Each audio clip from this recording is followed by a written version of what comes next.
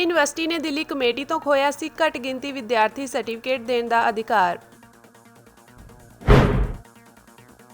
ਹਰੀਕੇ ਤੋਂ ਨਿਕਲਦੀਆਂ ਜੋੜੀਆਂ ਨਹਿਰਾਂ ਨੂੰ ਪੱਕਾ ਕਰਨ ਖਿਲਾਫ ਕਿਸਾਨਾਂ ਨੇ ਲਾਇਆ ਪੱਕਾ ਮੋਰਚਾ। ਕੋਟਕਪੁਰਾ ਗੋਲੀकांड ਵਿੱਚ ਸੁਖਬੀਰ ਸਿੰਘ ਬਾਦਲ ਦੇ ਸਿਰ ਤੇ ਲਟਕੀ ਗ੍ਰਿਫਤਾਰੀ ਦੀ ਤਲਵਾਰ। ਦਿੱਲੀ ਯੂਨੀਵਰਸਿਟੀ ਦੇ 4 ਖਾਲਸਾ ਕਾਲਜਾਂ ਵਿੱਚ ਸਿੱਖ ਵਿਦਿਆਰਥੀਆਂ ਨੂੰ ਦਿੱਲੀ ਕਮੇਟੀ ਵੱਲੋਂ ਦਾਖਲੇ ਲਈ ਜਾਰੀ ਕੀਤੇ ਜਾਂਦੇ ਸੀ ਘੱਟ ਗਿਣਤੀ ਵਿਦਿਆਰਥੀਆਂ ਦਾ ਸਰਟੀਫਿਕੇਟ ਦੇਣ ਦਾ ਏਕਾਧਿਕਾਰ ਦਿੱਲੀ ਯੂਨੀਵਰਸਿਟੀ ਵੱਲੋਂ ਖੋਹਣ ਦਾ ਮਾਮਲਾ ਭਖ ਗਿਆ ਹੈ। ਜਾਗੋ ਪਾਰਟੀ ਦੇ ਪ੍ਰਧਾਨ ਮਨਜੀਤ ਸਿੰਘ ਜੀਕੇ ਨੇ ਦਿੱਲੀ ਯੂਨੀਵਰਸਿਟੀ ਦੇ ਇਸ ਫੈਸਲੇ ਦਾ ਡਟਵਾਂ ਵਿਰੋਧ ਕਰਨ ਦਾ ਐਲਾਨ ਕਰ ਦਿੱਤਾ ਹੈ।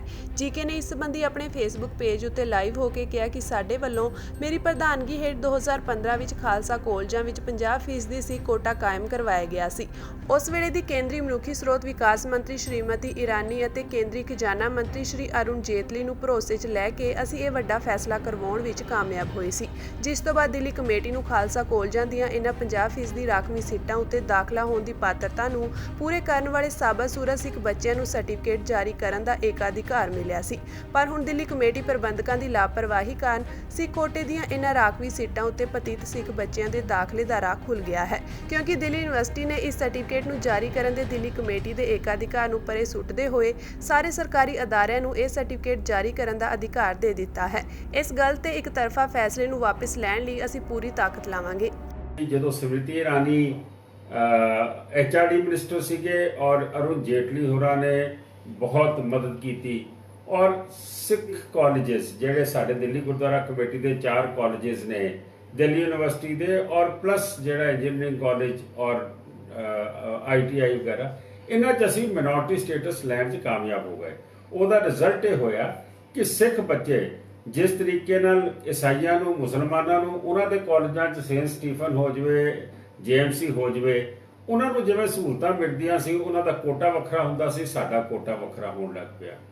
ਔਰ ਜਿੱਥੇ 20% ਬੱਚਾ, ਮੈਂ ਹੈਰਾਨ ਸੀਗਾ ਕਿ ਸਾਡੇ ਖਾਲਸਾ ਕਾਲਜ 20% ਸਿੱਖ ਬੱਚਾ ਸੀ, ਅੱਜ 55% ਸਿੱਖ ਬੱਚਾ ਹੈ, ਕਿਉਂਕਿ ਪਿਛਲੇ 4-5 ਸਾਲਾਂ ਦੇ ਵਿੱਚ ਜਿਸ ਤਰੀਕੇ ਦੇ ਨਾਲ ਮੈਂ ਸਮਝਦਾ ਕਿ ਸਿੱਖਾਂ ਨੂੰ ਐਡਮਿਸ਼ਨਾਂ ਮਿਲੀਆਂ ਨੇ ਉਹ ਜਿਸ ਪਰਪਸ ਲਈ ਅਸੀਂ ਕੀਤਾ ਸੀ, ਪਰਪਸ ਇਹ ਸੀਗਾ ਕਿ ਦਾੜੀ ਕੇਸ ਦੇ ਰੋਮਾਂ ਦੀ ਬੇਅਦਬੀ ਨਹੀਂ ਹੋਣੀ ਚਾਹੀਦੀ ਔਰ ਮਿਨੋਰਟੀ ਸਟੇਟਸ ਗੁਰਦੁਆਰਾ ਕਮੇਟੀ ਨੂੰ ਇਸ਼ੂ ਕਰਨ ਦੀ ਅਥਾਰਟੀ ਸੀ ਔਰ ਜਿਸ ਦੇ ਮਾਪਿਓ ਨੇ ਵੀ ਅਗਰ ਨਹੀਂ ਕੇਸ ਰੱਖੇ ਹੋਏ ਤੇ ਉਹਨਾਂ ਨੂੰ ਵੀ ਮਜਬੂਰੀ ਰੱਖਣੇ ਪਏ ਸੀ। ਨਾਮ ਦੇ ਨਾਲ ਸਿੰਘ ਔਰ ਕਾਲ ਲਗਾਉਣਾ ਬੜਾ ਜ਼ਰੂਰੀ ਹੁੰਦਾ ਸੀ, ਲੇਕਿਨ ਵਾਈਸ ਚਾਂਸਲਰ ਸਾਹਿਬ ਨੇ ਇੱਕ ਆਰਡਰ ਕਰ ਦਿੱਤਾ ਹੈ ਔਰ ਉਹ ਆਰਡਰ ਕੀਤਾ ਹੈ ਮਿਨੋਰਟੀ ਕਮਿਸ਼ਨ ਨੇ ਉਸ ਨੂੰ, ਦਿੱਲੀ ਮਿਨੋਰਟੀ ਕਮਿਸ਼ਨ ਨੇ, ਆਮ ਆਦਮੀ ਪਾਰਟੀ ਦੀ ਮਿਨੋਰਟੀ ਕਮਿਸ਼ਨ ਨੇ ਉਸ ਨੂੰ ਰਿਪਰੈਜ਼ੈਂਟ ਕੀਤਾ ਸੀਗਾ ਕਿ ਅਸੀਂ ਵੀ ਉਸ ਨੂੰ ਜਿਹੜਾ ਹੈ ਮਿਨੋਰਟੀ ਸਰਟੀਫਿਕੇਟ ਇਸ਼ੂ ਕਰ ਸਕਦੇ ਹਾਂ ਕਿਸੇ ਵੀ ਸਿੱਖ ਬੱਚੇ ਨੂੰ।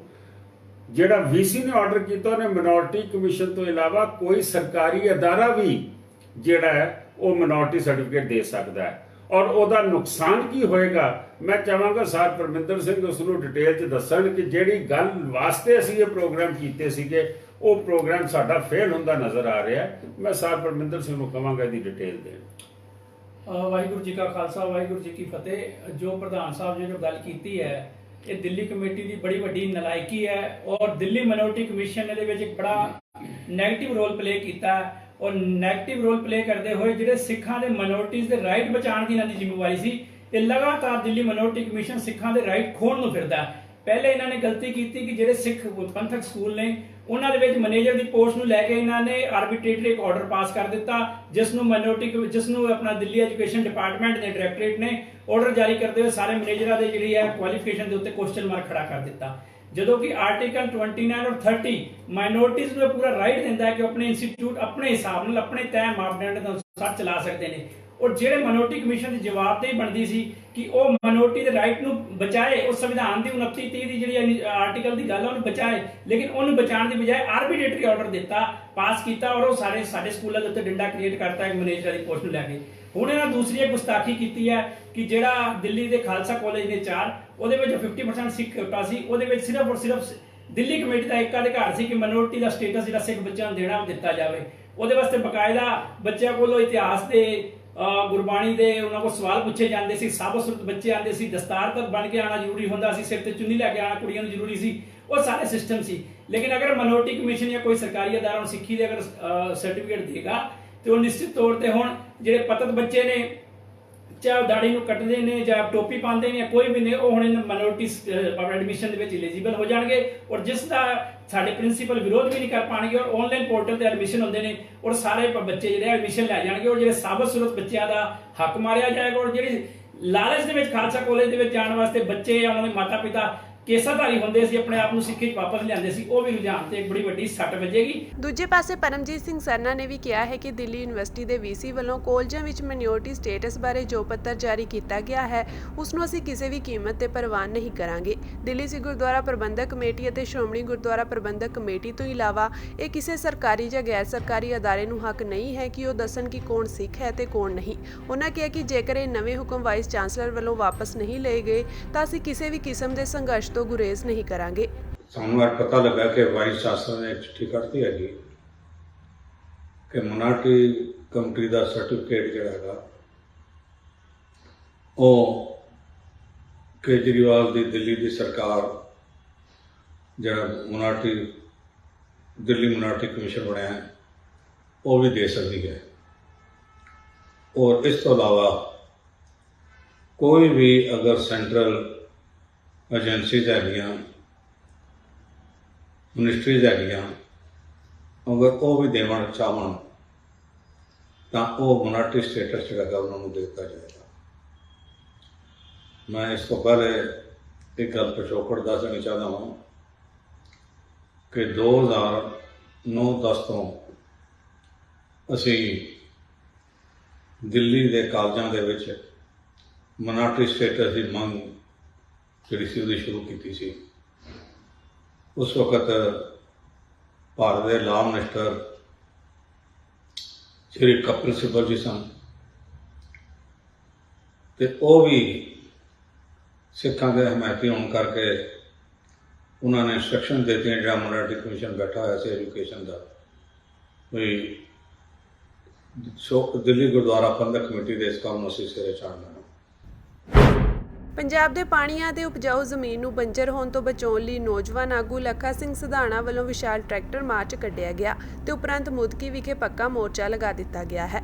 ਹਰੀਕੇ ਤੋਂ ਨਿਕਲਦੀਆਂ ਇੰਦਰਾ ਗਾਂਧੀ ਕੈਨਾਲ ਅਤੇ ਸਰਹਿੰਦ ਫੀਡਰ ਨਹਿਰ ਨੂੰ ਪੱਕਾ ਕਰਨ ਖਿਲਾਫ ਮਿਸਲ ਸਤਲੁਜ ਲੱਖਾ ਸਿਧਾਣਾ ਤੇ AISSF ਦੀ ਅਗਵਾਈ ਵਿੱਚ ਕਿਸਾਨਾਂ ਨੇ ਜ਼ਿਲ੍ਹਾ ਫਿਰੋਜ਼ਪੁਰ ਦੇ ਘੱਲ ਖੁਰਦ ਪਿੰਡ ਕੋਲ ਜੋੜੀਆਂ ਨਹਿਰਾਂ ਉੱਪਰ ਹਾਈਵੇ ਦਾ ਇੱਕ ਪਾਸਾ ਜਾਮ ਕਰਕੇ ਪੱਕਾ ਮੋਰਚਾ ਲਗਾ ਦਿੱਤਾ ਹੈ। ਮੋਰਚੇ ਦੇ ਐਲਾਨ ਤੋਂ ਪਹਿਲਾਂ ਫਰੀਦਕੋਟ ਤੋਂ ਘੱਲ ਖੁਰਦ ਤੱਕ ਟਰੈਕਟਰ ਮਾਰਚ ਕੱਢਿਆ ਗਿਆ। ਇਸ ਮੋਰਚੇ ਦੇ ਕਿਸਾਨਾਂ ਦੀ ਮੰਗ ਹੈ ਕਿ ਨਹਿਰਾਂ ਕੱਚੀਆਂ ਰਹਿਣ ਦਿੱਤੀਆਂ ਜਾਣ ਤਾਂ ਜੋ ਇਲਾਕੇ ਵਿੱਚ ਜ਼ਮੀਨੀ ਪਾਣੀ ਮਿੱਠਾ ਰਹੇ ਅਤੇ ਪਾਣੀ ਦਾ ਪੱਧਰ ਹੇਠਾਂ ਨਾ ਜਾਵੇ। ਇਸ ਤੋਂ ਇਲਾਵਾ ਮੋਰਚੇ ਦੀ ਮੰਗ ਹੈ ਕਿ ਰਾਜਸਥਾਨ ਨੂੰ ਜਾਂਦੀ ਵੱਡੀ ਨਹਿਰ ਵਿੱਚੋਂ ਪੰਜਾਬ ਦੇ ਕਿਸਾਨਾਂ ਨੂੰ ਪਾਣੀ ਵਰਤਣ ਦਾ ਹੱਕ ਮਿਲੇ ਅਤੇ ਸਰਕਾਰ ਵਿਧਾਨ ਸਭਾ ਵਿੱਚ ਦਰਿਆਈ ਪਾਣੀਆਂ ਉੱਪਰ ਪੰਜਾਬ ਦੀ ਮਾਲਕੀ ਦਾ ਮਤਾ ਪਾਵੇ। ਇੱਕ ਵੱਡੀ ਗੱਲ ਹੈ ਕਿ ਇੱਥੇ ਜਿਹੜੀ ਲੋਕਲ ਪ੍ਰੋਬਲਮ ਹੈਗੀ ਹੈ ਕਿ ਇੱਥੇ ਹੁਣ ਇਹਦੇ ਵਿੱਚ ਜਿਹੜਾ ਮੋਮੀ ਕਾਗਜ਼ ਪਾ ਰਹੇ ਹੈਗੇ, ਜਿਹੜਾ ਪਲਾਸਟਿਕ ਜੀਓ ਸਿੰਥੈਟਿਕ ਪਾ ਰਹੇ ਆ ਤੇ ਉਹਦੇ ਉੱਤੇ ਕੰਕਰੀਟ ਕਰ ਰਹੇ ਆ। ਇਹ ਜੀਓ ਸਿੰਥੈਟਿਕ ਬਿਲਕੁਲ ਨਹੀਂ, ਪੰਜਾਬ ਦੀ ਕਿਸੇ ਨਹਿਰ 'ਚ ਨਹੀਂ ਪੈਣਾ ਚਾਹੀਦਾ ਤੇ ਪੰਜਾਬ ਤੋਂ ਬਾਹਰ ਜਾਂਦੀ ਕੋਈ ਵੀ ਨਹਿਰ ਆ ਉਹ ਕੰਕਰੀਟ ਨਹੀਂ ਹੋਣੀ ਚਾਹੀਦੀ ਅੰਟਲ ਅਨਲੈਸ ਕੋਈ ਐਕਸੈਪਸ਼ਨਲ ਕੇਸ ਹੋਵੇ, ਜਿੱਥੇ ਕਿ ਕਿਸੇ ਲੋਕਲ ਏਰੀਆ 'ਚ ਥੋੜ੍ਹੀ ਬਹੁਤ ਕੋਈ ਪੈਚ ਵਰਕ ਆ ਕਿਲੋਮੀਟਰ ਅੱਧਾ ਕਿਲੋਮੀਟਰ ਉਹ ਛੱਡ ਕੇ ਬਾਕੀ ਕਿਤੇ ਵੀ ਕੰਕਰੀਟ ਨਹੀਂ ਹੋਣੀ ਚਾਹੀਦੀ। ਤੇ ਇਹ ਅਸੀਂ ਕਿਤੇ ਪੰਜਾਬ ਤੋਂ ਜਿਹੜੀ ਬਾਹਰ ਨਹਿਰ ਜਾ ਰਹੀ ਆ ਉਹਨੂੰ ਅਸੀਂ ਕੰਕਰੀਟ ਜਾਂ ਬਜਰ ਸੀਮੈਂਟ ਨਾਲ ਨਹੀਂ ਹੋਣ ਦੇਵਾਂਗੇ। ਤੇ ਇਸ ਤੋਂ ਇਲਾਵਾ ਇਹ ਹੈ ਕਿ ਵੀ ਜ਼ੀਰੇ ਮੋਰਚੇ ਦਾ ਅਸੀਂ ਸਪੋਰਟ ਕਰਦੇ ਹਾਂ, ਜਿਹੜਾ ਸਟੇਟ ਉਹਦੇ ਬਾਰੇ ਬਿਲਕੁਲ ਕਲੀਅਰਲੀ ਆਵੇ ਕਿ ਕਿਉਂ ਰੋਜ਼ ਉਹਦੇ 'ਤੇ ਆਪਦੇ ਸਟੈਂਡਸ ਬਦਲਦੀ ਆ। 31 ਮਾਰਚ ਨੂੰ ਉਹਨਾਂ ਨੇ ਆਪਦਾ ਇੱਕ ਮਾਰਚ ਰੱਖਿਆ, ਉਹਦੇ 'ਚ ਅਸੀਂ ਵੀ ਹੁਮ ਹਮਾ ਕੇ ਇੱਥੋਂ ਪਾਰਟ ਲਵਾਂਗੇ। ਅੱਜ ਅਸੀਂ ਜਿਹੜਾ ਇਹ ਮੋਰਚਾ ਘੱਲ ਖੁਰਦ ਜੌੜੀਆਂ ਨਹਿਰਾਂ ਦੇ ਪੁਲ ਦੇ ਉੱਤੇ ਲਾਇਆ ਤੇ ਪਹਿਲੀ ਗੱਲ ਤਾਂ ਇਹ ਮਸਲਾ ਕਿਸੇ ਇੱਕ ਜ਼ਿਲ੍ਹੇ ਦਾ ਨਹੀਂ, ਕਿਸੇ 10-20 ਪਿੰਡਾਂ ਦਾ ਨਹੀਂ, ਇਹ ਮਸਲਾ ਪੂਰੇ ਪੰਜਾਬ ਦਾ, ਕਿਉਂਕਿ ਆਪਾਂ ਸਾਰੇ ਜਾਣਦੇ ਕਿ ਧਰਤੀ ਹੇਠਾਂ ਆਪਣੇ ਕੋਲੇ 14-15 ਸਾਲ ਦਾ ਪਾਣੀ ਬਚਿਆ ਤੇ ਸਾਡਾ ਜਿਹੜਾ ਪਾਣੀ ਲਗਾਤਾਰ ਲੁੱਟ ਕੇ ਦੂਜੇ ਸੂਬਿਆਂ ਨੂੰ ਦਿੱਤਾ ਜਾ ਰਿਹਾ। ਜਿਵੇਂ ਬਾਈ ਜੀ ਨੇ ਮਤੇ 'ਚ ਪੜ੍ਹਿਆ ਕਿ ਜੇ ਹਿਮਾਚਲ ਕਾਨੂੰਨ ਬਣਾ ਸਕਦਾ ਹੈ ਕਿ ਇਹ ਦਰਿਆਵਾਂ ਦੇ ਮਾਲਕ ਅਸੀਂ ਹੈ, ਜਦੋਂ ਕਿ ਇਹ ਨੁਕਸਾਨ ਪੰਜਾਬ ਦਾ ਕਰਦੇ ਨੇ ਜਦੋਂ ਹੜ੍ਹ ਆਉਂਦੇ ਨੇ। ਤੇ ਇਹ ਰਾਇਪੁਰਨ ਸਿਧਾਂਤ ਵੀ ਕਹਿੰਦੇ ਨੇ ਵੀ ਜਿਹੜੇ ਖਿੱਤੇ ਦਾ ਨੁਕਸਾਨ ਕਰਦੇ ਆ ਦਰਿਆ ਮਾਲਕ ਉਹੀ ਲੋਕ ਹੁੰਦੇ ਨੇ, ਉਹੀ ਖਿੱਤਾ ਹੁੰਦਾ। ਤੇ ਸਾਡੀ ਸਰਕਾਰ ਕਿੱਥੇ ਸੁੱਤੀ ਪਈ ਆ ਜੀ? ਕਿਉਂ ਨਹੀਂ ਇਹ ਕਾਨੂੰਨ ਲਿਆ ਰਹੀ, ਕਿਉਂ ਨਹੀਂ ਆਰਡੀਨੈਂਸ ਲਿਆ ਰਹੀ ਕਿ ਅਸੀਂ ਬਾਹਰਲੇ ਸੂਬਿਆਂ ਨੂੰ ਜਿਹਨਾਂ ਦਾ ਸਬੰਧ ਸਾਡੇ ਨਾਲ ਰਾਇਪੁਰਨ ਤੌਰ ਦੇ ਉੱਤੇ ਨਹੀਂ ਹੈਗਾ, ਸਾਡੇ ਰਾਇਪੁਰ ਰਾਜ ਨਹੀਂ ਹੈਗੇ ਉਹ ਸਾਡੇ ਨਾਲ, ਤਾਂ ਉਹਨਾਂ ਨੂੰ ਅਸੀਂ ਇੰਨਾ ਮਣਾ ਮੂੰਹੀ ਪਾਣੀ, ਇੱਕ ਨਹਿਰ ਕਹਿਣ ਨੂੰ ਨਹਿਰ ਹੈ ਸਾਡਾ ਡੂੜ ਦਰਿਆ ਇਸ ਨਹਿਰ ਦੇ ਵਿੱਚ ਪੈ ਕੇ ਰਾਜਸਥਾਨ ਬਾਲਮੇਰ ਤੱਕ ਉਹਨਾਂ ਵਾਨੀਆਂ ਅਡਾਨੀਆਂ ਦੀਆਂ ਫੈਕਟਰੀਆਂ ਤੱਕ ਇਹ ਸਾਡਾ ਪਾਣੀ ਜਾ ਰਿਹਾ। ਸੋ ਇਹ ਦੂਜੀ ਗੱਲ ਜਿਹੜੀ ਆਪਾਂ ਕਰਨੀ ਹੈ ਇੱਥੇ ਖਾਸ ਗੱਲ ਇਹ ਆ ਕਿ ਜਿਵੇਂ ਆਪਾਂ ਦੇਖਿਆ ਕਿ ਅਜੇਪਾਲ ਸਿੰਘ ਜੀ ਨੇ ਦੱਸਿਆ ਕਿ ਜੇ ਅਸੀਂ ਕਿਸੇ ਦੇ ਵਿਰੋਧੀ ਨਹੀਂ ਹੈਗੇ, ਸਰਬੱਤ ਦਾ ਭਲਾ ਮੰਗਣ ਵਾਲੀ ਸਾਡੀ ਕੌਮ ਆ, ਉਹਦੇ ਸਿਧਾਂਤ ਨੇ। ਅਸੀਂ ਨਹੀਂ ਕਹਿੰਦੇ ਰਾਜਸਥਾਨ ਨੂੰ ਪਿਆਸਾ ਮਾਰੋ, ਭੁੱਖਾ ਮਾਰੋ। ਰਾਜਸਥਾਨ ਨੂੰ ਪਾਣੀ ਗੰਗਾ ਚੋਂ ਲਿਆ ਕੇ ਦਿਓ, ਘਾਗਰਾ ਚੋਂ ਲਿਆ ਕੇ ਦਿਓ। ਤੁਹਾਡੀਆਂ ਯੋਜਨਾਵਾਂ ਬਣੀਆਂ ਹੋਈਆਂ 99 ਦੀਆਂ, ਤੁਸੀਂ ਇਹ ਤੈਅ ਕਰ ਚੁੱਕੇ ਹੋ, ਸਾਰੀਆਂ ਰਿਪੋਰਟਾਂ ਤਿਆਰ ਕਰ ਚੁੱਕੇ ਆ ਵੀ ਉੱਥੋਂ ਨਹਿਰਾਂ ਰਾਹੀਂ ਪਾਣੀ ਕਿਵੇਂ ਰਾਜਸਥਾਨ ਨੂੰ ਯੂਪੀ ਨੂੰ ਲਿਆਉਣਾ, ਜਦੋਂ ਕਿ ਉਹਦਾ 80-90% ਪਾਣੀ ਸਮੁੰਦਰ 'ਚ ਜਾ ਡਿੱਗਦਾ ਬੇਫਾਲਤੂ। ਉਹ ਪਾਣੀ ਨੂੰ ਵਰਤੋਂ 'ਚ ਲਿਆਂਦਾ ਜਾਵੇ। ਤੁਸੀਂ ਰਾਜਸਥਾਨ ਨੂੰ ਵੀ ਆਬਾਦ ਕਰੋ, ਹੋਰ ਸੂਬੇ ਵੀ ਆਬਾਦ ਕਰੋ, ਪਰ ਪੰਜਾਬ ਨੂੰ ਨਾ ਮਾਰੋ। ਸੋ ਅਪੀਲ ਆ ਸਾਰਿਆਂ ਨੂੰ, ਮੇਰੇ ਪੰਜਾਬੀ ਭਰਾਵਾਂ ਨੂੰ, ਚਾਹੇ ਸ਼ਹਿਰੀ ਆ, ਚਾਹੇ ਪੇਂਡੂ ਹੈ, ਚਾਹੇ ਗਰੀਬ ਹੈ, ਚਾਹੇ ਅਮੀਰ ਹੈ, ਚਾਹੇ ਮਜ਼ਦੂਰ ਹੈ, ਚਾਹੇ ਕਿਸਾਨ ਹੈ, ਪਾਣੀ ਦੀ ਹਰ ਇੱਕ ਨੂੰ ਲੋੜ ਹੈ। ਸੋ ਸਾਰਿਆਂ ਨੂੰ ਅਪੀਲ ਕਰਦੇ ਆ ਕਿ ਬਾਈ ਵੱਧ ਤੋਂ ਵੱਧ ਵੱਡੀ ਗਿਣਤੀ ਦੇ ਵਿੱਚ ਇਸ ਮੋਰਚੇ ਦਾ ਹਿੱਸਾ ਬਣੋ। ਜੇ ਅੱਜ ਵੀ ਆਪਾਂ ਚੁੱਪ ਕਰਕੇ ਘਰਾਂ 'ਚ ਬੈਠੇ ਰਹੇ ਤਾਂ ਫਿਰ ਯਾਦ ਰੱਖੋ ਸਾਡੀਆਂ ਆਉਣ ਵਾਲੀਆਂ ਨਸਲਾਂ ਨੇ ਇੱਥੇ ਭੁੱਖੀਆਂ ਤਿਹਾਈਆਂ ਪਿਆਸੀਆਂ ਮਰ ਜਾਣਾ, ਕਿਉਂਕਿ ਪਾਣੀ ਦੇ ਹਾਲਾਤ ਬਹੁਤ ਜ਼ਿਆਦਾ ਵੱਡੇ ਪੱਧਰ ਤੇ ਪੰਜਾਬ ਦੇ ਵਿੱਚ ਮਾੜੇ ਹੋ ਚੁੱਕੇ ਨੇ। ਸੋ ਆਓ ਯਾਰ ਆਪਾਂ ਪਾਣੀ ਬਚਾ ਲਈਏ। ਆਪਾਂ ਜ਼ਮੀਨਾਂ ਬਚਾਉਣ ਦਿੱਲੀ ਚਲੇ ਗਏ ਸੀ, ਉਹ ਜ਼ਮੀਨਾਂ ਬੰਜਰ ਹੋਊਗਾ ਸਾਡੇ ਕਿਸੇ ਕੰਮ ਨਹੀਂ ਜੇ ਪਾਣੀ ਨਾ ਰਿਹਾ ਸਾਡੇ ਕੋਲ। ਸੋ ਮੇਰੀ ਅਪੀਲ ਹੈ ਇੱਕ ਤਾਂ ਵੱਧ ਤੋਂ ਵੱਧ ਇੱਥੇ ਆਪਾਂ ਪਹੁੰਚ ਗਏ, ਕਿਵੇਂ ਇਹ ਕੰਕਰੀਟ ਪਾਉਣ ਤੋਂ ਆਪਾਂ ਰੋਕਣਾ, ਜਿਹੜਾ ਇਹ ਪੱਕਾ ਕਰ ਰਹੇ ਆ ਬਜਰੀ ਪਾ ਕੇ, ਕੰਕਰੀਟ ਪਾ ਕੇ, ਲਿਫਾਫਾ ਪਾ ਕੇ, ਕਿਵੇਂ 18,500 ਕਿਊਸਕ ਪਾਣੀ ਲਿਜਾਣ ਦੀ ਤਿਆਰੀ ਕਰ ਚੁੱਕੇ ਨੇ। ਜਾਣੇ ਇੱਕ ਬਣੀ ਬਣਾਈ ਸਰਹੰਦ ਨਹਿਰ ਉਹ 'ਚ ਹੋਰ ਪਾ ਕੇ ਲੈ ਜਾਣਗੇ ਤੇ ਆਪਾਂ ਨੂੰ ਪਤਾ ਵੀ ਲੱਗਣ ਨਹੀਂ ਦੇਣਾ। ਆਪਾਂ ਨੂੰ ਲੱਗਦਾ ਵੀ ਤਾਂ ਉਹੀ ਨਹਿਰ ਹੀ ਜਾ ਰਹੀ ਆ। ਅੱਜ ਵੀ ਅਸੀਂ ਮਾਨਸਾ ਜ਼ਿਲ੍ਹੇ 'ਚ ਗਏ ਆ ਕੁਝ ਦਿਨ ਪਹਿਲਾਂ, ਉੱਥੇ 20 ਪਿੰਡ ਆਪਸ ਵਿੱਚ ਡਾਂਗਾ ਚੱਕੀ ਖੜੇ ਆ। ਉਹ ਕਹਿੰਦੇ ਪਾਣੀ ਸਾਡਾ, ਉਹ ਕਹਿੰਦੇ ਪਾਣੀ ਸਾਡਾ। ਉੱਥੇ ਐਸੀ ਉੱਥੇ ਆਉਂਦਾ ਐਸੀ ਪਟਿਆਲਾ, ਉਹ ਇੱਕ ਗੱਲ ਕਹਿੰਦਾ, ਅਸੀਂ ਨੂੰ ਕਹਿੰਦੇ ਜੀ ਅਸੀਂ ਸਾਹਿਬ ਪਾਣੀ 20 ਪਿੰਡਾਂ ਨੂੰ ਪੂਰਾ ਕਰ ਦਿਓ। ਉਹ ਕਹਿੰਦਾ ਪਾਣੀ ਬਖਸ਼ੀ ਵਾਲਾ ਹੈੱਡ ਤੋਂ ਮੇਰੇ ਕੋਲੇ 10 ਪਿੰਡਾਂ ਜੋਗਰਾ ਵੀ ਹੈ ਨਹੀਂ ਤੇ 20 ਪਿੰਡਾਂ ਨੂੰ ਮੈਂ ਪਾਣੀ ਉੱਥੋਂ ਪੂਰਾ ਕਰ ਦੂੰਗਾ। ਪੰਜਾਬ ਦਾ 13,000 ਪਿੰਡ ਆ, ਹਿਸਾਬ ਲਾ ਲਓ। ਜਦੋਂ ਹੇਠਲਾ ਪਾਣੀ ਮੁੱਕ ਗਿਆ ਤੇ ਅਸੀਂ ਨਿਰਭਰ ਹੋਣਾ ਨਹਿਰੀ ਪਾਣੀ ਤੇ ਸਾਡੇ ਕੋਲੇ ਨਹਿਰੀ ਪਾਣੀ ਅੱਜ 25% ਲੱਗਦਾ ਤੇ ਜਿੱਦੇ 100% ਲੱਗਣ ਲੱਗ ਗਿਆ ਉਹਦੇ ਹਾਹਾਕਾਰ ਮਚਣੀਆਂ। ਉਦੋਂ ਅਸੀਂ ਆਪਸ ਵਿੱਚ ਇੱਕ ਦੂਜੇ ਦੇ ਖਿਲਾਫ ਲੜ ਮਰਨਾ ਹੈ।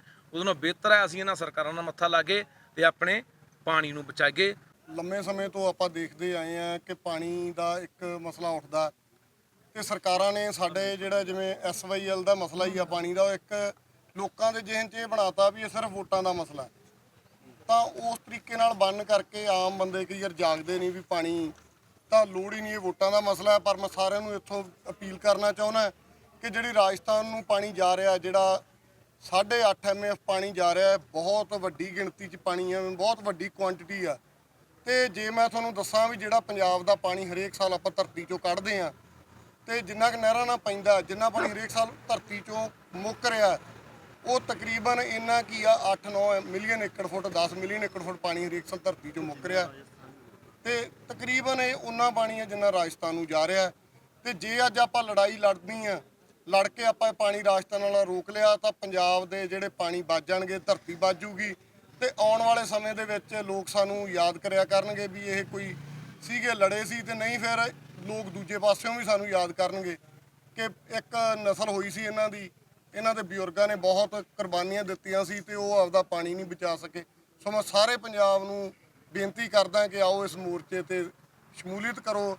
ਸਾਰੀਆਂ ਕਿਸਾਨ ਜਥੇਬੰਦੀਆਂ, ਪੰਥਕ ਜਥੇਬੰਦੀਆਂ, ਹੋਰ ਜਿੰਨੀਆਂ ਵੀ ਆਰਗੇਨਾਈਜੇਸ਼ਨ ਸਾਡੀਆਂ ਹੈਗੀਆਂ, ਆਓ ਇਸ ਮੋਰਚੇ 'ਚ ਸ਼ਮੂਲੀਅਤ ਕਰੋ ਤੇ ਆਪਾਂ ਪੰਜਾਬ ਦੇ ਪਾਣੀ ਦੇ ਹੱਕ ਬਹਾਲ ਕਰ ਸਕੀਏ। ਇਸ ਇਲਾਕੇ ਦੇ ਵਿੱਚ ਜੇ ਆਪਾਂ ਦੇਖੀਏ ਤੇ ਇੱਥੇ ਜ਼ਮੀਨ ਹੇਠਲਾ ਜਿਹੜਾ ਪਾਣੀ ਆ ਉਹ ਖਰਾਬ ਹੈ ਔਰ ਇਹੀ ਪਾਣੀ ਜਿਹੜਾ ਆ ਇਹਨੂੰ ਪੀਣ ਦੇ ਲਈ ਇੱਥੋਂ ਦੀ ਜਿਹੜੀ ਆਬਾਦੀ ਆ ਉਹ ਲਗਭਗ ਇਸੇ ਪਾਣੀ ਦੇ ਉੱਪਰ ਹੀ ਨਿਰਭਰ ਹੈਗੀ, ਕਿਉਂਕਿ ਜਿਹੜਾ ਕੁਝ ਪਾਣੀ ਧਰਤੀ ਦੇ ਹੇਠਾਂ ਸਿਮਦਾ ਆ ਸੋ ਉਹਦੇ ਕਰਕੇ ਜ਼ਮੀਨ ਹੇਠਲਾ ਪਾਣੀ ਕੁਝ ਇੱਕ ਪੱਤਣ ਤੱਕ ਜਿਹੜਾ ਆ ਉਹ ਸਾਫ਼ ਹੋਇਆ। ਉਸ ਤੋਂ ਇਲਾਵਾ ਦੂਸਰਾ ਜਿਹੜਾ ਇੱਕ ਪਹਿਲਾਂ ਇਕੱਠ ਇੱਥੇ ਨਹਿਰਾਂ ਦੇ ਉੱਪਰ ਹੀ ਬੁਲਾਇਆ ਗਿਆ ਸੀ, ਉਹਦੇ ਵਿੱਚ ਹੀ ਇੱਕ ਇਹ ਮਤਾ ਸੀਗਾ ਕਿ ਪੰਜਾਬ ਦੇ ਜਿਹੜੇ ਦਰਿਆਈ ਪਾਣੀ ਆ ਇਹਨਾਂ ਦੇ ਉੱਪਰ ਪਾਣੀ ਦੇ ਉੱਪਰ ਪੰਜਾਬ ਦਾ ਹੀ ਹੱਕ ਹੈ। ਸੋ ਦੂਜਾ ਮਸਲਾ ਜਿਹੜਾ ਆ ਉਹ ਇਹ ਰੱਖਿਆ ਗਿਆ, ਜਿਹਦੇ ਤਹਿਤ ਅੱਜ ਕਾਫੀ ਵੱਡੀ ਗਿਣਤੀ ਦੇ ਵਿੱਚ ਇੱਥੇ ਕਿਸਾਨਾਂ ਦੇ ਵੱਲੋਂ ਜਾਂ ਪੰਜਾਬ ਦੇ ਜਿਹੜੇ ਲੋਕ ਆ ਉਹ ਟਰੈਕਟਰ ਲੈ ਕੇ ਸ਼ਾਮਲ ਹੋਏ ਆ। ਔਰ ਇੱਕ ਗੱਲ ਜਿਹੜੀ ਮਹੱਤਵਪੂਰਨ ਹੈਗੀ ਉਹ ਇਹ ਹੈਗੀ ਕਿ ਹੁਣ ਇੰਡਸ ਵਾਟਰ ਟਰੀਟੀ ਜਾਂ ਸਿੰਧ ਜਲ ਸੰਧੀ ਜਿਹੜੀ ਹੋਈ ਸੀ ਉਹਦੇ ਵਿੱਚ ਇੰਡੀਆ ਇਹ ਗੱਲ ਕਹਿ ਰਿਹਾ ਕਿ ਇਹਨੂੰ ਰੀਵਿਜ਼ਿਟ ਕੀਤਾ ਜਾਣਾ ਚਾਹੀਦਾ, ਇਹਦੇ ਵਿੱਚ ਸੋਧ ਹੋਣੀ ਚਾਹੀਦੀ ਹੈ। ਸੋ ਇਹ ਵੀ ਗੱਲ ਦੇਖਣੀ ਚਾਹੀਦੀ ਕਿ ਜੇਕਰ ਉਸ ਸਮੇਂ 60 ਸਾਲ ਪਹਿਲਾਂ ਜਿਹੜਾ ਇੱਕ ਕੌਮਾਂਤਰੀ ਸਮਝੌਤਾ ਹੋਇਆ ਸੀ, ਜੇ ਇੰਡੀਆ ਅੱਜ ਕਹਿ ਰਿਹਾ ਕਿ ਉਹ ਬਦਲਿਆ ਜਾਣਾ ਚਾਹੀਦਾ, ਤੇ ਪੰਜਾਬ ਦੇ ਜਿਹੜੇ ਕਥਿਤ ਸਮਝੌਤੇ ਕਿਹਾ ਜਾਂਦਾ ਕਿ ਜਿਨ੍ਹਾਂ ਤਹਿਤ ਰਾਜਸਥਾਨ ਨੂੰ ਜਾਂ ਹੋਰਨਾਂ ਸੂਬਿਆਂ ਨੂੰ ਪਾਣੀ ਦਿੱਤਾ ਗਿਆ, ਸੋ ਉਹ ਵੀ ਦੁਬਾਰਾ ਵਾਚੇ ਜਾਣੇ ਚਾਹੀਦੇ ਆ।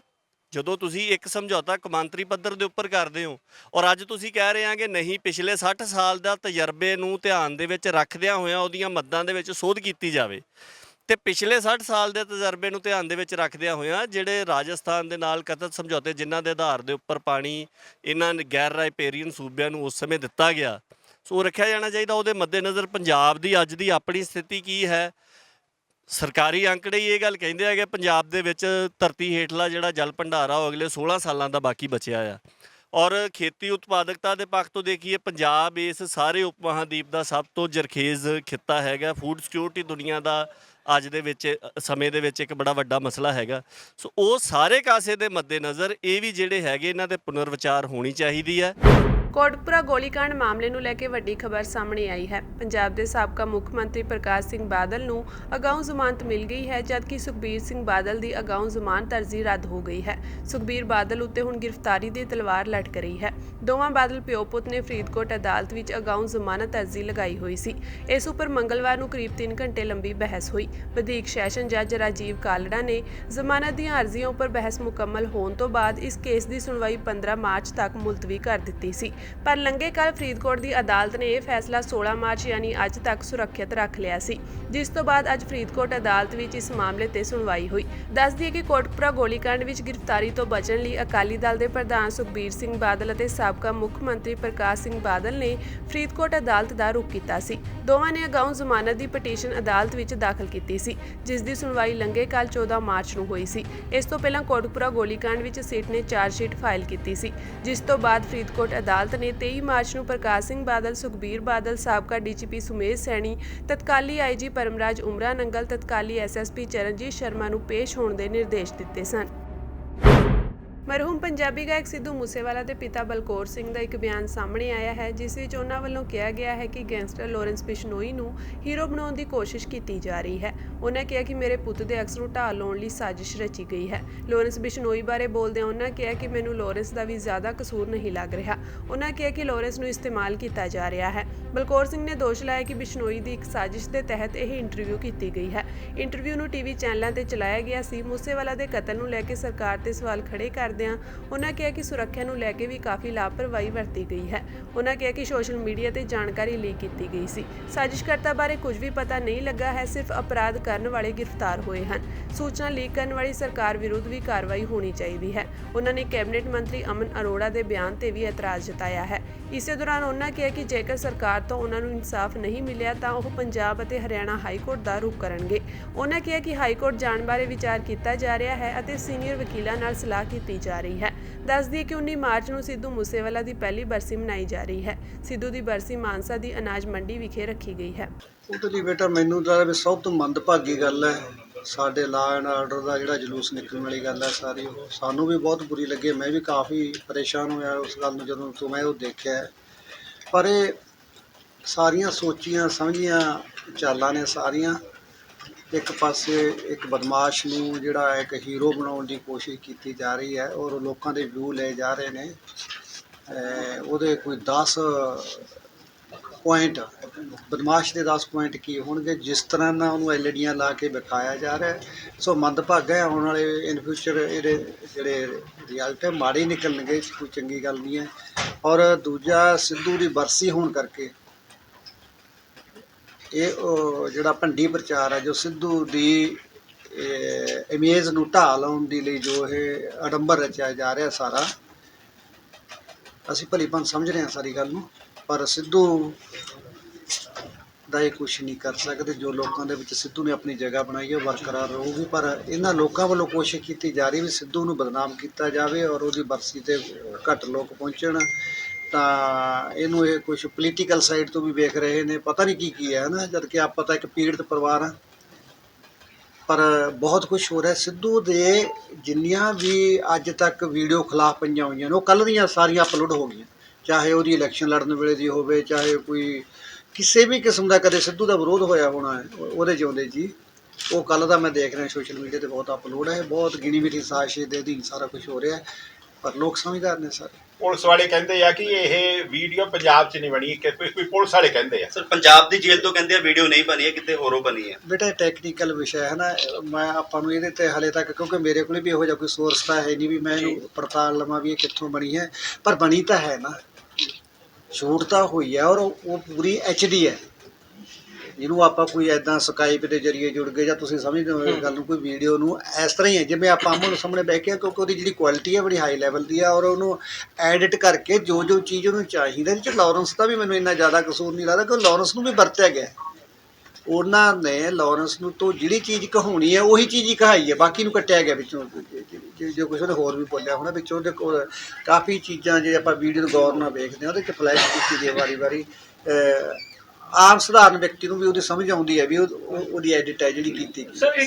ਕਿਹਨੇ ਬੁਲਾਇਆ ਲਾਰੈਂਸ ਨੂੰ? ਸਰ ਮਤਲਬ ਜਾਣਬੁੱਝ ਕੇ ਸਰ ਇੰਟਰਵਿਊ ਕਰਾਇਆ ਗਿਆ, ਮਤਲਬ ਕੌਣ ਹੈ ਲਾਰੈਂਸ ਦੇ ਪਿੱਛੇ?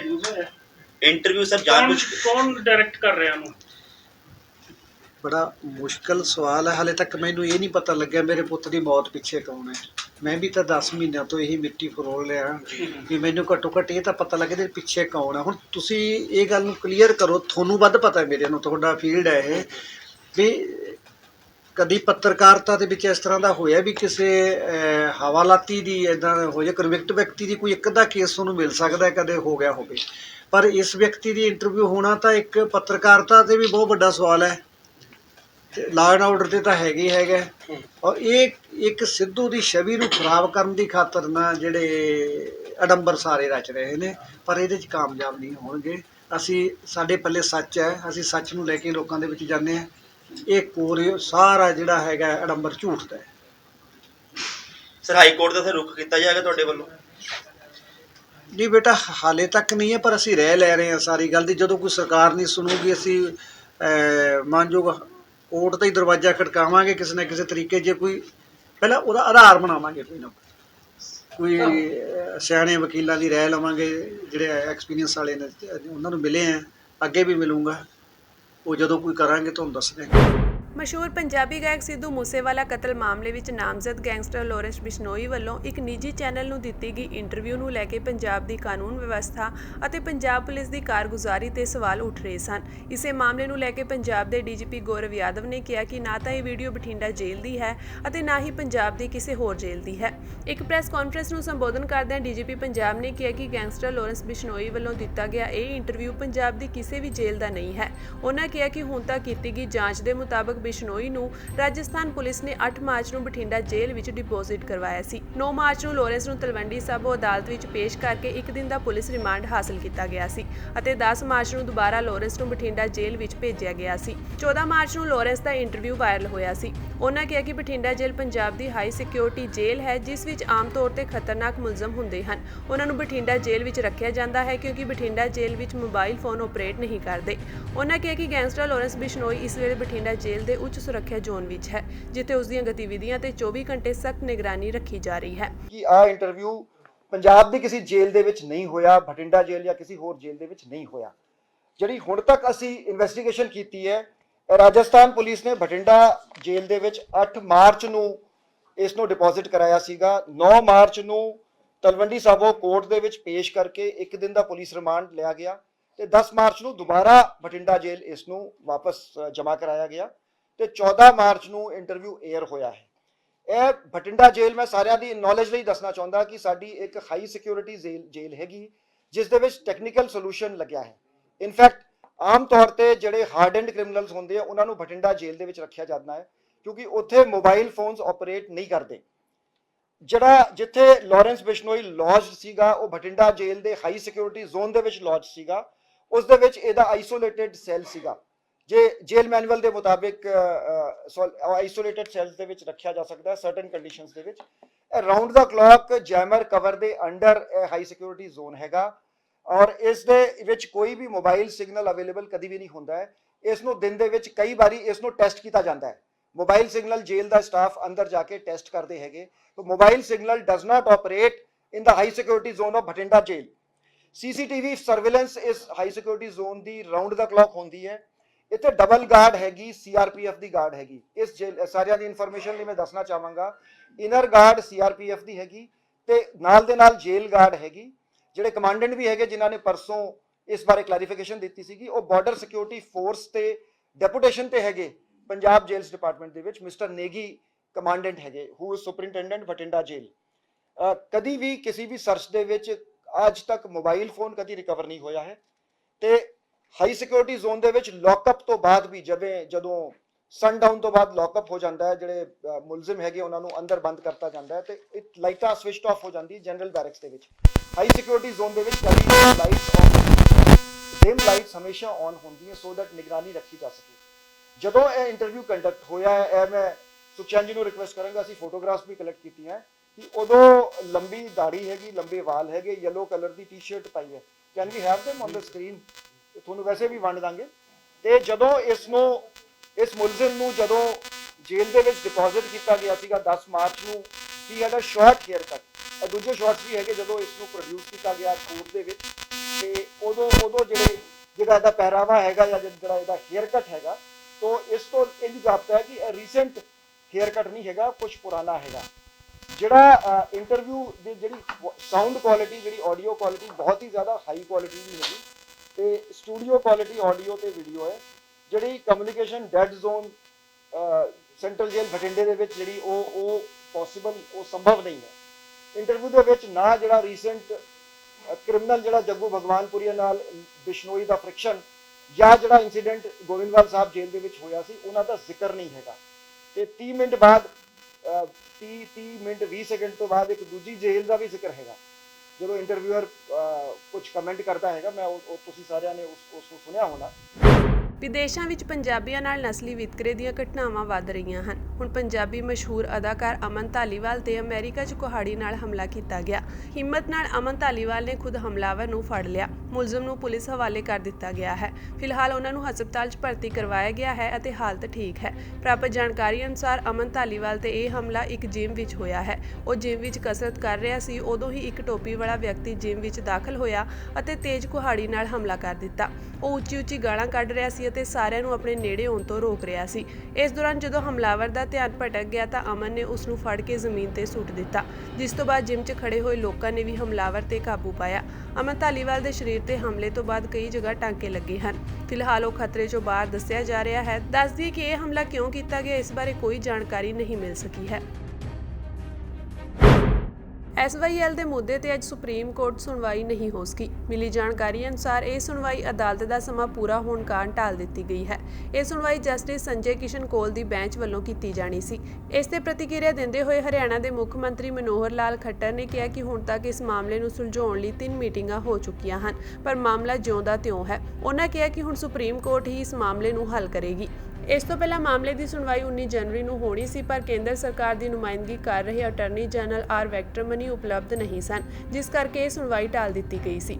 ਕੇਂਦਰ ਸਰਕਾਰ ਵੱਲੋਂ SYL ਦੇ ਮੁੱਦੇ ਤੇ ਸੁਪਰੀਮ ਕੋਰਟ 'ਚ ਆਪਣੀ ਰਿਪੋਰਟ ਰੱਖੀ ਜਾਣੀ ਸੀ। ਇਸ ਤੋਂ ਪਹਿਲਾਂ ਸੁਪਰੀਮ ਕੋਰਟ ਦੇ ਨਿਰਦੇਸ਼ ਤੇ 4 ਜਨਵਰੀ ਨੂੰ ਕੇਂਦਰ ਵੱਲੋਂ ਪੰਜਾਬ ਦੇ ਮੁੱਖ ਮੰਤਰੀ ਭਗਵੰਤ ਮਾਨ ਅਤੇ ਹਰਿਆਣਾ ਦੇ ਮੁੱਖ ਮੰਤਰੀ ਮਨੋਹਰ ਲਾਲ ਖੱਟਰ ਨਾਲ ਮੀਟਿੰਗ ਕੀਤੀ ਗਈ ਸੀ।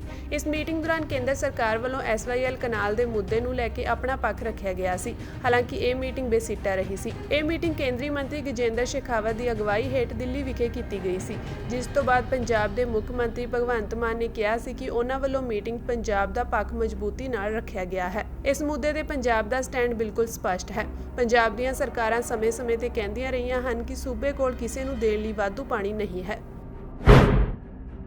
ਕਰੀਬ 10,000 ਕਿਸਾਨ ਨਾਸਿਕ ਦੇ ਢਿੰਡੋਰੀ ਤੋਂ ਮੁੰਬਈ ਦੇ ਆਜ਼ਾਦ ਮੈਦਾਨ ਤੱਕ ਪੈਦਲ ਪ੍ਰਦਰਸ਼ਨ ਕਰ ਰਹੇ ਹਨ। ਸੋਮਵਾਰ ਤੋਂ ਸ਼ੁਰੂ ਹੋਇਆ ਕਿਸਾਨਾਂ ਦਾ ਪੈਦਲ ਮਾਰਚ ਬੁੱਧਵਾਰ ਨੂੰ ਕਸਾਟਾ ਘਾਟ ਤੋਂ ਗੁਜ਼ਰਿਆ।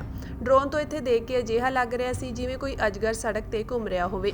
ਇਹ ਕਿਸਾਨ ਜ਼ਮੀਨ ਤੇ ਆਦੀਵਾਸੀਆਂ ਦੇ ਹੱਕ ਪਿਆਜ਼ ਤੇ ਘੱਟੋ-ਘੱਟ ਸਮਰਥਨ ਮੁੱਲ ਅਤੇ ਕਰਜ਼ਾ ਮੁਆਫੀ ਦੀ ਮੰਗ ਕਰ ਰਹੇ ਹਨ। ਮੁੰਬਈ ਦਾ ਆਜ਼ਾਦ ਮੈਦਾਨ ਢਿੰਡੋਰੀ ਤੋਂ 203 ਕਿਲੋਮੀਟਰ ਦੂਰ ਹੈ। ਕਿਸਾਨ ਰੋਜ਼ਾਨਾ 25 ਕਿਲੋਮੀਟਰ ਪੈਦਲ ਚੱਲਦੇ ਹਨ। ਪੈਦਲ ਚੱਲਦਿਆਂ ਉਹਨਾਂ ਵੱਲੋਂ ਆਪਣੀਆਂ ਮੰਗਾਂ ਦੇ ਹੱਕ ਵਿੱਚ ਨਾਅਰੇਬਾਜ਼ੀ ਵੀ ਕੀਤੀ ਜਾਂਦੀ ਹੈ। ਜਿੱਥੇ ਉਹ ਠਹਿਰਦੇ ਹਨ ਉੱਥੇ ਸਟੋਵ ਜਗਾ ਕੇ ਖਾਣਾ ਪਕਾ ਕੇ ਖਾਂਦੇ ਹਨ ਅਤੇ ਅੰਦੋਲਨ ਦੀ ਰਣਨੀਤੀ ਬਣਾਉਂਦੇ ਹਨ। ਫਿਲਹਾਲ ਕਿਸਾਨ ਮੁੰਬਈ ਤੋਂ ਕਰੀਬ 100 ਕਿਲੋਮੀਟਰ ਦੂਰ ਹਨ। ਕਿਸਾਨਾਂ ਨੇ 20 ਮਾਰਚ ਨੂੰ ਮੁੰਬਈ ਪਹੁੰਚ ਕੇ ਪ੍ਰਦਰਸ਼ਨ ਕਰਨਾ ਹੈ। ਕਿਸਾਨ ਆਗੂਆਂ ਦੀ ਪ੍ਰਸ਼ਾਸਨ ਨਾਲ ਵੀ ਗੱਲਬਾਤ ਚੱਲ ਰਹੀ ਹੈ। ਪ੍ਰਸ਼ਾਸਨ ਵੱਲੋਂ ਲਗਾਤਾਰ ਮੰਗਾਂ ਪੂਰੀਆਂ ਕਰਨ ਦਾ ਭਰੋਸਾ ਦਿੱਤਾ ਜਾ ਰਿਹਾ ਹੈ, ਪਰ ਕਿਸਾਨ ਆਗੂ ਸਰਕਾਰ ਤੋਂ ਮੰਗਾਂ ਪੂਰੀਆਂ ਕਰਨ ਦਾ ਐਲਾਨ ਕਰਨ ਦੀ ਮੰਗ ਕਰ ਰਹੇ ਹਨ। ਕੁੱਲ ਹਿੰਦ ਕਿਸਾਨ ਸਭਾ ਤੇ ਭਾਰਤੀ ਕਮਿਊਨਿਸਟ ਪਾਰਟੀ ਦੀ ਅਗਵਾਈ ਹੇਠ ਕੱਢੇ ਜਾ ਰਹੇ ਇਸ ਮਾਰਚ ਵਿੱਚ ਜੇਪੀ ਗਾਵਤ, ਖੱਬੇ ਪੱਖੀ ਪਾਰਟੀ ਦੇ ਅਜੀਤ ਨਵਲੇ ਆਦਿ ਆਗੂ ਅਤੇ ਨਾਸਿਕ ਜ਼ਿਲ੍ਹੇ ਦੀ ਬਾਗਲਾਨ, ਕਲਵਾਨ, ਢਿਡੋਰੀ ਤਹਿਸੀਲ ਦੇ ਆਦੀਵਾਸੀ ਮਜ਼ਦੂਰ ਵੀ ਕਿਸਾਨਾਂ ਦੇ ਨਾਲ ਹਨ। ਮਿਲੀ ਜਾਣਕਾਰੀ ਅਨੁਸਾਰ ਅਮਨ ਕਾਨੂੰਨ ਬਣਾਈ ਰੱਖਣ ਲਈ ਲੋੜੀਂਦੀ ਪੁਲਿਸ ਫੋਰਸ ਤਾਇਨਾਤ ਕੀਤੀ ਗਈ ਹੈ। ਸੜਕ ਦੇ 2 ਰਸਤੇ ਬਣਾਏ ਗਏ ਹਨ ਤਾਂ ਜੋ ਆਵਾਜਾਈ ਪ੍ਰਭਾਵਿਤ ਨਾ ਹੋ ਸਕੇ। ਅਖਿਲ ਭਾਰਤੀ ਕਿਸਾਨ ਸਭਾ ਦੀ ਮਹਾਰਾਸ਼ਟਰ ਇਕਾਈ ਦੇ ਜਨਰਲ ਸਕੱਤਰ ਅਜੀਤ ਨਵਲੇ ਨੇ ਕਿਹਾ ਕਿ ਜਦੋਂ ਵੀ ਪਿਆਜ਼ ਦੀਆਂ ਕੀਮਤਾਂ ਡਿੱਗਦੀਆਂ ਹਨ, ਕਿਸਾਨਾਂ ਨੂੰ ਸਰਕਾਰ ਤੋਂ ਸਿਰਫ ਭਰੋਸਾ ਮਿਲਦਾ ਹੈ, ਨਿਆਂ ਨਹੀਂ। ਅਸੀਂ ਦੁੱਧ ਉਤਪਾਦਕਾਂ ਦਾ ਮੁੱਦਾ ਉਠਾਉਂਦੇ ਰਹੇ ਹਾਂ, ਪਰ ਸਰਕਾਰ ਸਿਰਫ ਭਰੋਸਾ ਹੀ ਦੇ ਰਹੀ ਹੈ। ਕਿਸਾਨ ਇਨਸਾਫ ਲਈ ਸਰਕਾਰ ਤੇ ਦਬਾਅ ਬਣਾਉਣ ਦੇ ਮਕਸਦ ਨਾਲ ਪੈਦਲ ਮਾਰਚ ਕੱਢ ਰਹੇ ਹਨ। ਨਾਸਿਕ ਵਿੱਚ ਇਹ ਤੀਜਾ ਅਜਿਹਾ ਅੰਦੋਲਨ ਹੈ। ਕਿਸਾਨਾਂ ਨੇ 2018 ਅਤੇ 2019 ਵਿੱਚ ਵੀ ਪੈਦਲ ਮਾਰਚ ਕੱਢਿਆ ਸੀ। ਦੋਵੇਂ ਵਾਰ ਸਰਕਾਰ ਨੇ ਮੰਗਾਂ ਪੂਰੀਆਂ ਕਰਨ ਦਾ ਭਰੋਸਾ ਦੇ ਕੇ ਅੰਦੋਲਨ ਬੰਦ ਕਰਵਾਇਆ ਸੀ। ਮੁੱਖ ਮੰਤਰੀ ਏਕਨਾਥ ਸ਼ਿੰਦੇ ਅਤੇ ਉਪ ਮੁੱਖ ਮੰਤਰੀ ਦੇਵੇਂਦਰ ਫਡਨਵੀਸ ਨੇ ਮੰਗਲਵਾਰ ਨੂੰ ਕਿਸਾਨਾਂ ਦੇ ਨੇਤਾਵਾਂ ਨੂੰ ਮੰਤਰਾਲਿਆਂ 'ਚ ਗੱਲਬਾਤ ਕਰਨ ਲਈ ਬੁਲਾਇਆ ਸੀ, ਪਰ ਇਸ ਨੂੰ ਦਰਕਿਨਾਰ ਕਰਦੇ ਹੋਏ ਕਿਸਾਨ ਪੈਦਲ ਮਾਰਚ ਤੇ ਚਲੇ ਗਏ। ਨਿਊਜ਼ੀਲੈਂਡ ਦੇ ਉੱਤਰੀ ਹਿੱਸੇ 'ਚ ਕੇਰਮਾਂਡੇਕ ਟਾਪੂ ਤੇ ਭੂਚਾਲ ਦੇ ਤੇਜ਼ ਝਟਕੇ ਮਹਿਸੂਸ ਕੀਤੇ ਗਏ ਹਨ। ਰਿਕਟਰ ਪੈਮਾਨੇ ਤੇ ਇਸ ਦੀ ਤੀਬਰਤਾ 7.1 ਦਰਜ ਕੀਤੀ ਗਈ ਹੈ। ਇੱਥੇ ਸੁਨਾਮੀ ਨੂੰ ਲੈ ਕੇ ਵੀ ਚੇਤਾਵਨੀ ਜਾਰੀ ਕਰ ਦਿੱਤੀ ਗਈ ਹੈ। ਭੂਚਾਲ ਦਾ ਕੇਂਦਰ 10 ਕਿਲੋਮੀਟਰ ਦੀ ਡੂੰਘਾਈ ਤੇ ਦੱਸਿਆ ਜਾ ਰਿਹਾ ਹੈ। ਦੱਸ ਦਈਏ ਕਿ ਨਿਊਜ਼ੀਲੈਂਡ ਭੂਚਾਲ ਨੂੰ ਲੈ ਕੇ ਬਹੁਤ ਸੰਵੇਦਨਸ਼ੀਲ ਦੇਸ਼ ਹੈ। ਨਿਊਜ਼ੀਲੈਂਡ ਵਿੱਚ ਹਰ ਸਾਲ ਹਜ਼ਾਰਾਂ ਭੂਚਾਲ ਆਉਂਦੇ ਹਨ, ਹਾਲਾਂਕਿ ਅੱਜ ਇਹ ਭੂਚਾਲ ਦੀ ਤੀਬਰਤਾ ਕਿਤੇ ਜ਼ਿਆਦਾ ਹੈ।